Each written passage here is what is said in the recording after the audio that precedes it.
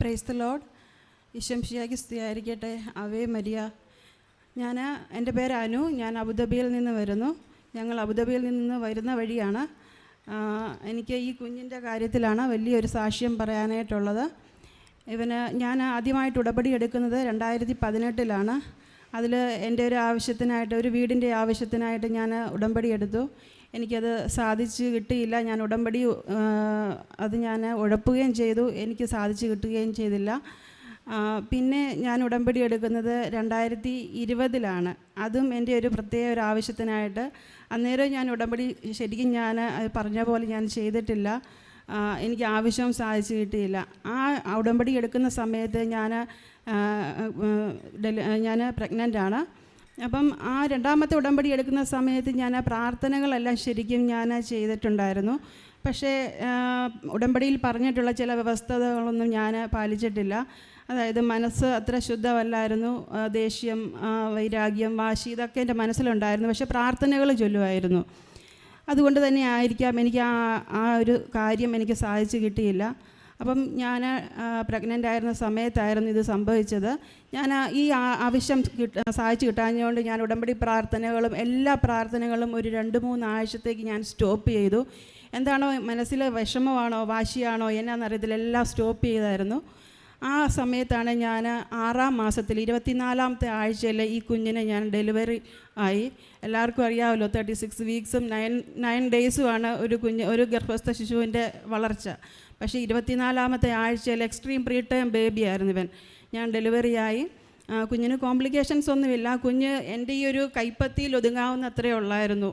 870 gram തൂക്കം മാത്രം. അവന് ഒരു മനുഷ്യൻ്റെ ഒരു ആകൃതി രൂപം ഒന്നുമില്ല. അവൻ്റെ കണ്ണുകൾ ആയിട്ടില്ല. സ്കിന്ന് നമ്മൾ തൊട്ടാൽ സ്കിന്നില്ല. ചോര കുഞ്ഞിനെയാണ് നമ്മൾ പിടിക്കുന്നത്. വേറൊരു രൂപമായിരുന്നു കുഞ്ഞിന്. ഈ സമയത്ത് കുഞ്ഞിനെ വെൻറ്റിലേറ്ററിലാക്കി. വെൻറ്റിലേറ്റർ സപ്പോർട്ട് കൊടുത്തു. വെൻറ്റിലേറ്റർ സപ്പോർട്ടിൽ ഞാൻ പിറ്റേ ദിവസം അറിയുന്നു. അന്നേരം ഞാൻ കുഞ്ഞിന് വേണ്ടി ഞാൻ പ്രാർത്ഥിച്ചില്ല. എന്നോടും എല്ലാവരും വീട്ടിലുമൊക്കെ വിളിച്ചപ്പോൾ പറഞ്ഞു, എന്താണെങ്കിലും സംഭവിക്കുന്ന പോലെ സംഭവിക്കട്ടെ, അത് ഓർത്ത് വിഷമിക്കേണ്ട ആവശ്യമില്ല. ഞാനും അങ്ങനെ തന്നെ, എന്ത് വേണമെങ്കിലും സംഭവിക്കട്ടെ എന്നുള്ള എൻ്റെ ഒരു മനസ്സിൻ്റെ കാഠിന്യം എനിക്കുണ്ടായിരുന്നു. പക്ഷേ പിറ്റേ ദിവസം ഞാൻ ഹോസ്പിറ്റലിൽ ഡിസ്ചാർജ് ആയിട്ടില്ല. പിറ്റേ ദിവസം ഞാൻ അറിയുന്നത് കുഞ്ഞ് നല്ല ആക്റ്റീവാണ്. അപ്പോൾ എനിക്ക് കുഞ്ഞിന് വേണ്ടി അവനെ ഒന്ന് കാണാനും അവന് വേണ്ടി പ്രാർത്ഥിക്കാനും എൻ്റെ മനസ്സിന് തോന്നി. ഞാൻ അവിടെ ചെന്ന് കണ്ടപ്പോൾ എനിക്ക് ഈ കുഞ്ഞിനെ വേണമെന്ന് എനിക്ക് തോന്നി. ഞാൻ അന്നേരം എൻ്റെ ഉഴപ്പിപ്പോയ എൻ്റെ ഉടമ്പടി വീണ്ടും ഞാൻ തുടങ്ങി. ഞാൻ ആ ഇൻക്യുബേറ്ററിൽ മാതാവിൻ്റെ ഉടമ്പടി പുസ്തകത്തിൻ്റെ പുറവശത്തെ മാതാവിൻ്റെ കൃപാസന മാതാവിൻ്റെ ഫോട്ടോയും എടുത്ത് വെട്ടി ഇവിടുത്തെ കാശുരൂപം കൂടെ ഞാൻ ഒരുമിച്ച് ഒരു കവറിനകത്ത് ഇട്ട് ഇൻക്യുബേറ്ററിൽ കൊണ്ട് ഞാൻ ഒട്ടിച്ച് വെച്ചു. അതിനുശേഷം വലിയ അത്ഭുതമാണ് അവിടെ നടന്നത്. ഡോക്ടേഴ്സ് പോലും മിറാക്കിൾ ബേബി എന്നാണ് ഈ കുഞ്ഞിനെ വിളിച്ചത്. കാരണം മെയ് 28 ഞാൻ ഡെലിവറിയായി. ജൂൺ 3-ാം തീയതി എനിക്ക് രാവിലെ ഹോസ്പിറ്റലിൽ നിന്ന് കോള് വന്നു. കുഞ്ഞ് നല്ല ആക്റ്റീവാണ്, കുഴപ്പമൊന്നുമില്ല, അവനെ ഞങ്ങൾ വെൻറ്റിലേറ്ററിൽ നിന്ന് മാറ്റുവാണ്, എക്സ്റ്റുബേറ്റ് ചെയ്യുവാന്ന് പറഞ്ഞു. അപ്പോൾ ഞങ്ങൾ ഒത്തിരി സന്തോഷിച്ചു. വൈകുന്നേരമായപ്പോഴത്തേക്കും ഞാൻ വിളിച്ചു, കുഞ്ഞെങ്ങനുണ്ട്, വെൻറ്റിലേറ്റർ സപ്പോർട്ടില്ലാതെ അവൻ ഓക്കെ ആണോ? നഴ്സുമാരെല്ലാം സന്തോഷത്തോടെ പറഞ്ഞു അവൻ ഓക്കെ ആണ്. അന്നേരം ഞങ്ങൾ സന്തോഷമായിട്ട് അന്നേരം കുഞ്ഞിന് വേണ്ടി പ്രാർത്ഥിക്കുന്നുണ്ട്. പിറ്റേ ദിവസം രാവിലെ എനിക്ക് ഹോസ്പിറ്റലിൽ നിന്ന് കോള് വന്നു. കുഞ്ഞിനെ രാത്രിയായപ്പോൾ ഭയങ്കരമായിട്ട് അവനെ ബ്രീത്ത് എടുക്കാൻ സ്ട്രഗിൾ ചെയ്യുമായിരുന്നു. അവനെ വീണ്ടും ഇൻറ്റുബേറ്റ് ചെയ്തു. ഞങ്ങൾ 6 മണിയായിരുന്നു, എഴുന്നേറ്റിട്ടില്ലായിരുന്നു. ഞാൻ ഹസ്ബൻഡിനോടും പറഞ്ഞു. ഹസ്ബൻഡ് പിന്നെ ജോലിക്കായിട്ട് എഴുന്നേറ്റ് പോയി. ഞാൻ പ്രാർത്ഥിച്ചിട്ടൊക്കെ കുറച്ച് നേരം കൂടെ കിടന്നപ്പോൾ എനിക്ക് മാതാവിൻ്റെ ഒരു ദർശനം ഉണ്ടാവുകയാണ്. മാതാവ് ഉണ്ണീശോ ഒരു ഷോപ്പിംഗ് മോൾ പോലെയാണ് എനിക്ക് കാണുന്നത്. മാതാവ് ഉണ്ണീശോയും കൂടെ ഇങ്ങനെ എൻ്റെ എതിർവശത്തായിട്ട് ഓപ്പോസിറ്റ് ഇങ്ങനെ എൻ്റെ അടുത്തോട്ട് നടന്നു വരികയാണ്. ഞാൻ മാതാവിനെ കാണുന്നത് ഇവിടെ നിന്ന് നമ്മൾ രൂപം എടുത്തുകൊണ്ട് വരുന്ന അമലോത്ഭവ മാതാവിനെയാണ് ഞാൻ കാണുന്നത്. ഒരു 20-21 വയസ്സുള്ള നല്ല സുന്ദരിയായിട്ടുള്ള നല്ല പൊക്കമുള്ള നല്ലൊരു മാതാവിനെ ഞാൻ കാണുന്നു. വെള്ളയും നീലയും ഉള്ള ഡ്രസ്സാണ് ഇട്ടിരിക്കുന്നത്. ഉണ്ണീശോയും അതുപോലെ തന്നെ ഒരു കുഞ്ഞുണ്ണീശോ, 1-2 വയസ്സുള്ളൊരു ഉണ്ണീശോ, വളരെ ഒത്തിരി നല്ല. ഞാൻ ആ സ്വപ്നത്തിൽ തന്നെ എനിക്ക് തന്നെ തോന്നിക്കുകയാണ്, നല്ല ആരോഗ്യമുള്ള ഒരു നല്ല കുഞ്ഞാണല്ലോ എന്ന് എൻ്റെ മനസ്സിൽ തോന്നിക്കുകയാണ്.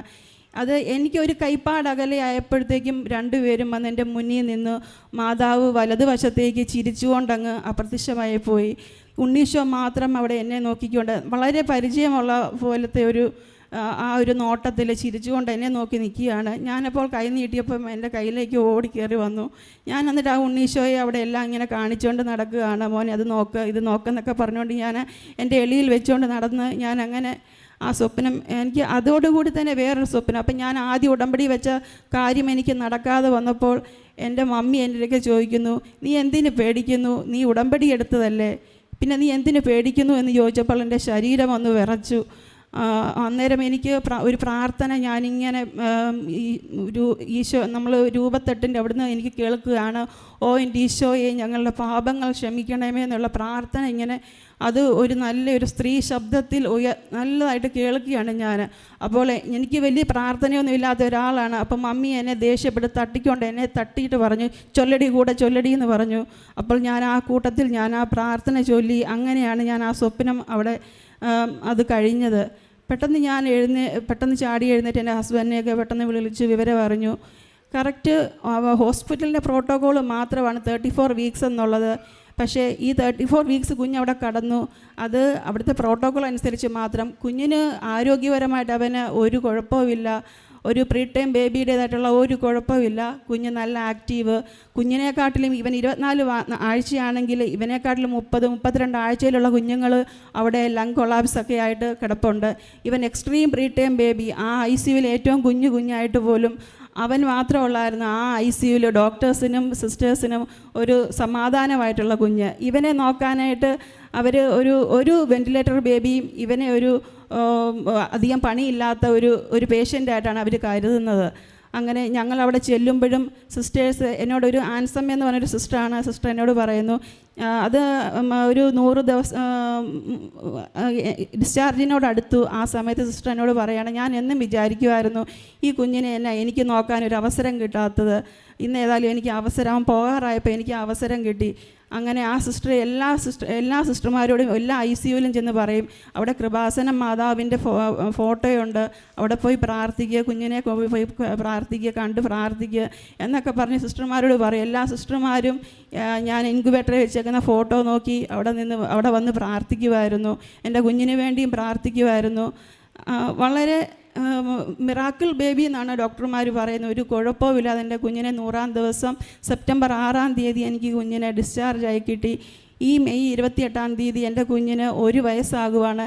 ഇന്ന് ഈ നിമിഷം വരെ ഒരു ജലദോഷപ്പനി പോലും ആയിട്ട് എൻ്റെ കുഞ്ഞിനെയും കൊണ്ട് ഞാൻ ഹോസ്പിറ്റലിൽ പോയിട്ടില്ല. ഡോക്ടർമാരൊക്കെ പറയും എല്ലാ 3 മന്തിലും കൊച്ചിന് മെഡിക്കൽ ചെക്കപ്പ് വേണമെന്ന് പറയും. പക്ഷേ ഞങ്ങൾ അതിനെ വലിയ കാര്യമാക്കി കാണുന്നില്ല. എൻ്റെ ഹസ്ബൻഡും എന്നോട് പറയുന്നത്, അവന് പ്രത്യേക ശക്തിയുള്ള മാതാവ് തന്ന കുഞ്ഞാണ്. മാതാവ് മെഡിക്കൽ സയൻസ് 5% പോലും ചാൻസ് ഗ്യാരണ്ടി പറയാത്ത കുഞ്ഞിനെ മാതാവ് എനിക്കൊരു 101% ഗ്യാരണ്ടി ആയിട്ട് ഉണ്ണീശോയാണ് എനിക്ക് തന്നത്. ഞാൻ ആ ഉണ്ണീശോയെ തന്നപ്പോൾ അതിലും വലിയ ഗ്യാരണ്ടി എനിക്കില്ല. ഞാൻ ഉറച്ച് വിശ്വസിക്കുന്നു എൻ്റെ കുഞ്ഞിന് ഒരാപത്തും ഇനി ഒരിക്കലും ഉണ്ടാകത്തില്ല. എൻ്റെ കുഞ്ഞിനെ മാതാവ് സംരക്ഷിക്കുന്നു. മാതാവ് തന്ന കുഞ്ഞാണെന്ന് ഞാൻ ഉറച്ച് വിശ്വസിക്കുന്നു. എൻ്റെ അമ്മയ്ക്ക് കോടാനും നന്ദികൾ ഞാൻ പറയുന്നു. അതുപോലെ തന്നെ നിരവധിയായ അനുഗ്രഹങ്ങൾ എൻ്റെ ജീവിതത്തിൽ ഇപ്പോഴും എനിക്ക് നടന്നുകൊണ്ടിരിക്കുന്നു. ഇന്നലെ വൈകിട്ടും കൂടെ ഞങ്ങൾക്ക് ലഗേജ് ബാഗൊക്കെ വെയിറ്റ് കൂടുതലായിരുന്നു, 5 കിലോ കൂടുതലായിരുന്നു. അന്നേരം എൻ്റെ ഹസ്ബൻഡ് പറഞ്ഞു, പ്രാർത്ഥിക്കാൻ പറഞ്ഞു. ഞാൻ ശിശീകരണ പ്രാർത്ഥന 9 പ്രാവശ്യം പ്രാർത്ഥിച്ചു. 5 കിലോ വെയിറ്റ് ഉണ്ടായിരുന്നു. അപ്പം ഞാൻ കുഞ്ഞിനെ എടുക്കുന്നതുകൊണ്ട് 5-6 വേറെ ഹാൻഡ് ക്യാരിയും കൂടെ ഉണ്ട്. എൻ്റെ ഹസ്ബൻഡ് തന്നെ അത് എടുക്കാൻ മേല. ജസ്റ്റ് അവിടെ ഇരുന്ന് ആ എയർ ഹോസ്റ്റസിനോട് ചോദിച്ചു, ഈ ഒരു ബാഗും കൂടെ വെക്കാവോ എന്ന് ചോദിച്ചു. അവർ അത് അലൗ ചെയ്തു. മൊത്തം 13 കിലോ വെയിറ്റാണ് എക്സ്ട്രാ കയറിപ്പോയത്. ഇതിന് മുന്നേ ഞങ്ങൾ വന്നപ്പോൾ 1 കിലോ വെയിറ്റ് കൂടിയപ്പോൾ ഞങ്ങൾ എക്സ്ട്രാ പേയ്മെൻറ്റ് ചെയ്തു. ഇന്നലെ മാതാവിൻ്റെ പ്രാർത്ഥന ചൊല്ലിക്കഴിഞ്ഞു 13 കിലോ വെയിറ്റ് 1 രൂപ 1 ദിർഹംസ് പോലും ഞങ്ങൾ മുടക്കാതെ അത് കയറി വന്നു. അതുപോലെ തന്നെ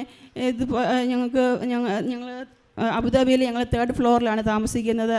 എൻ്റെ മൂത്ത മകൻ ഒരു MD ആയിട്ടുള്ള ഒരു പെർഫ്യൂം ഒരു ബോട്ടിൽ താഴേക്ക് ഇട്ടായിരുന്നു. അത് ചെന്നൊരു കാറിൻ്റെ മുകളിലാണ് ചെന്ന് വീണത്. ഒരു അറബിയുടെ കാറിൻ്റെ മുകളിലാണ് ചെന്ന് വീണത്. അപ്പോൾ അവർ ഭയങ്കര പ്രശ്നമായി. പിറ്റേ ദിവസം എൻ്റെ ഹസ്ബൻഡ് ഇല്ല, ഞാൻ പോലീസ് സ്റ്റേഷനിൽ പോകേണ്ടി വന്നു. അപ്പം അവർ പറഞ്ഞു അവർക്ക് ഇൻഷുറൻസ് അവർ കൊണ്ടുപോകത്തില്ല, ഒരുപാട് ദിവസങ്ങളെടുക്കും, പിന്നെ വേറെ ഒത്തിരി പ്രൊസീജിയറുകളും കാര്യങ്ങളൊക്കെ ഉണ്ട്, അതുകൊണ്ട് ഇൻഷുറൻസിൽ അവർ വിടത്തില്ല, അവർക്ക് ഞങ്ങൾ പേയ്മെൻറ്റ് ചെയ്ത് ഉടനെ വണ്ടി റിപ്പയർ ചെയ്ത് കൊടുക്കണം. ഞങ്ങൾക്ക് വേറെ നിവൃത്തിയില്ല. എന്നിട്ട് ഞങ്ങൾ ഓക്കെ പറഞ്ഞു. ഞങ്ങൾ വിചാരിച്ചു UAE കിട്ടുന്ന ഏതെങ്കിലും സാധാരണ ഒരു ഇതിൻ്റെ മതിയായിരിക്കും, ഗ്ലാസ് ഇട്ട് കൊടുത്താൽ മതിയെന്ന് വിചാരിച്ചു. പക്ഷേ അവർ അറബികൾ പറഞ്ഞു ഞങ്ങൾക്ക് US-ൻ്റെ വേണം, ഇപ്പോൾ ഞങ്ങൾക്ക് നന്നാക്കി തരികയും വേണം, അത് US-ൻ്റെ കമ്പനിയുടെ ഇത് വന്നു കഴിയുമ്പോഴത്തേക്ക് ആ ഗ്ലാസ് ഇട്ട് കൊടുക്കുകയും ചെയ്യണം. അതിൻ്റെയൊക്കെ പേയ്മെൻറ്റ് ഭയങ്കര താങ്ങാൻ മേലാത്തൊരു പേയ്മെൻറ്റാണ്. അപ്പോൾ ഞാൻ അന്ന് വൈകിട്ട് ഞാൻ ഉടമ്പടി എടുത്തു. രണ്ടാമത്തെ ഉടമ്പടി എടുത്ത് മാതാവിനോട് പറഞ്ഞു, മാതാവേ എനിക്ക് ജോലിയിൽ, എൻ്റെ ഹസ്ബൻഡിൻ്റെ ജോലിയിൽ മാത്രമാണ് ഞങ്ങൾ ഇവിടെ പിടിച്ചു നിൽക്കുന്നത്. നീ ഉടനടി, എനിക്ക് വേറെ ഒന്നും അറിയത്തില്ല, അറബികളുടെ കാര്യമാണ്, എനിക്ക് വേറെ ഒന്നും അറിയത്തില്ല, നീ അതിൽ ഇടപെട്ടേ മതിയാകത്തുള്ളെന്ന് പറഞ്ഞു. അപ്പോൾ എൻ്റെ ഹസ്ബൻഡ് ആ ലേഡിയായിട്ട് ഒത്തിരി പറഞ്ഞായിരുന്നു. ഞങ്ങൾ നല്ലൊരു പേയ്മെൻറ്റിൻ്റെ വരെ ഞങ്ങൾ ചെയ്യാമെന്ന് പറഞ്ഞിട്ട് ആ ലേഡി സമ്മതിച്ചില്ല. അങ്ങനെ ഇരുന്നപ്പോഴാണ് ഞാൻ ഉടമ്പടി വൈകിട്ട് എടുക്കുന്നത്. പിറ്റേ ദിവസം രാവിലെ ആയപ്പോഴും ആ ലേഡി സമ്മതിക്കുന്നില്ല. വൈകുന്നേരമായപ്പം അവർ തന്നെ എൻ്റെ ഹസ്ബൻഡിനെ വിളിച്ച് പറയുന്നു, എൻ്റെ അമ്മ എന്നോട് പറഞ്ഞു അവന് മാത്രമേ ജോലിയുള്ളൂ, അവൾക്ക് ജോലിയില്ല, 3 പിള്ളേരുമായിട്ട് അവരവിടെ കഴിയുകയാണ്, അവർക്ക് റെൻ്റ് ഒരുപാട് കാര്യങ്ങളുണ്ട്, അപ്പോൾ നമ്മൾ അവരെ അങ്ങനെ ശല്യപ്പെടുത്താൻ പാടില്ല, ഏറ്റവും കുറഞ്ഞ ഗ്ലാസ് തന്നെ ഇട്ട് അവരെ നമുക്ക് ഹെൽപ്പ് ചെയ്യാമെന്ന് ആ ഒരു ലേഡിയുടെ അമ്മയാണ് അവളോട് പറഞ്ഞു കൊടുത്ത്. അവൾ അങ്ങനെ തന്നെ എൻ്റെ ഹസ്ബൻഡിനെ വിളിച്ച് പറഞ്ഞു. അവൾ ഏറ്റവും കുറഞ്ഞ ഗ്ലാസ് വിട്ടു. അവൾ പേയ്മെൻറ്റ്, അതിൻ്റെ ബില്ലും എൻ്റെ ഹസ്ബൻഡ് വാട്സപ്പിൽ അയച്ചു കൊടുത്തു. ഇങ്ങനെ നിരവധിയായിട്ടുള്ള അനുഗ്രഹങ്ങൾ മാതാവ് ഇങ്ങനെ ചെയ്തുകൊണ്ടിരിക്കുകയാണ് ഞങ്ങളുടെ ജീവിതത്തിൽ. എനിക്ക് ആവശ്യത്തിനല്ല ഞാനിപ്പോൾ മുറുകെ പിടിച്ചിരിക്കുന്നത്. ഞങ്ങൾക്ക് വേണം മാതാവിനെ, ഞങ്ങളുടെ ജീവിത അവസാനം വരെ വേണം.